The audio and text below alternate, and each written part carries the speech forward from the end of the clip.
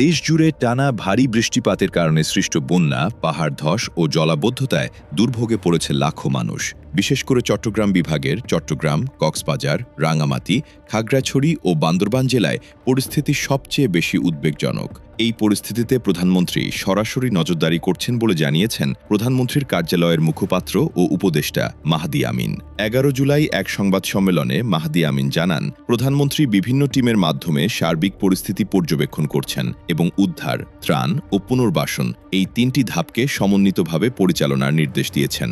দুর্যোগ মোকাবিলায় কেন্দ্র থেকে মাঠ পর্যায়ে প্রশাসনের প্রতিটি স্তরকে সক্রিয় করা হয়েছে। বন্যার ভয়াবহতা বাড়তে থাকায় শুক্রবার সবচেয়ে বেশি ক্ষতিগ্রস্ত 5 জেলার প্রশাসনের শীর্ষ কর্মকর্তাদের সঙ্গে বৈঠক করেন প্রধানমন্ত্রী। বৈঠকে অংশ নেন বিভাগীয় কমিশনার, ডিআইজি, জেলা প্রশাসক, পুলিশ সুপার, সিভিল সার্জন ও ফায়ার সার্ভিস কর্মকর্তারা। কিভাবে দ্রুত মানুষের কাছে পৌঁছানো যায় এবং দুর্যোগে ক্ষতিগ্রস্তদের সর্বোচ্চ সহায়তা নিশ্চিত করা যায় সেই বিষয়ে সুনির্দিষ্ট নির্দেশনা দেন তিনি।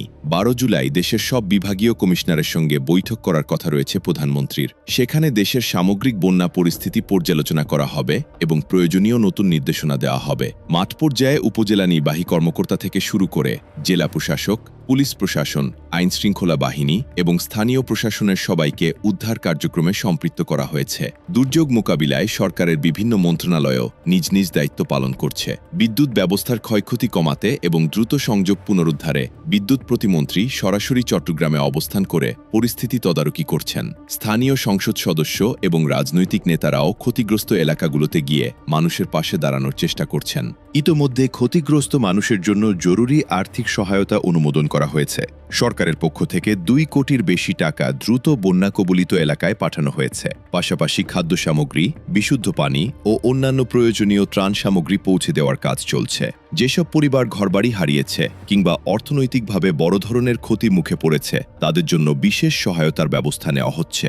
চাল ও খাদ্য সহায়তা পৌঁছে দেওয়ার পাশাপাশি ক্ষতিগ্রস্তদের পুনর্বাসনের প্রস্তুতিও শুরু হয়েছে। সরকার জানিয়েছে, দেশের বিভিন্ন এলাকায় 1000-এর বেশি আশ্রয়কেন্দ্র চালু করা হয়েছে। এসব আশ্রয়কেন্দ্রে খাদ্য, বিশুদ্ধ পানি, স্বাস্থ্যসেবা এবং স্যানিটেশন সুবিধা নিশ্চিত করার চেষ্টা চলছে। তবে কিছু এলাকায় মোবাইল নেটওয়ার্ক দুর্বল হয়ে পড়ায় যোগাযোগের সমস্যা দেখা দিয়েছে। বন্যার কারণে শিক্ষা কার্যক্রমও ক্ষতিগ্রস্ত হয়েছে। চট্টগ্রাম বিভাগের বন্যা কবলিত জেলাগুলোতে এইচএসসি ও সমমানের পরীক্ষা স্থগিত করা হয়েছে। শিক্ষার্থীদের নিরাপত্তা বিবেচনায় এই সিদ্ধান্ত নেওয়া হয়েছে বলে জানিয়েছে সংশ্লিষ্ট কর্তৃপক্ষ। নিরাপত্তা ও উদ্ধার কার্যক্রম জোরদারে উপকূলীয় এলাকায় কোস্টগার্ড, সীমান্তবর্তী অঞ্চলে বিজিবি এবং প্রয়োজন অনুযায়ী সেনাবাহিনী মোতায়েন করা হয়েছে। পাশাপাশি স্থানীয় আইনশৃঙ্খলা বাহিনীও পূর্ণ উদ্যমে কাজ করছে।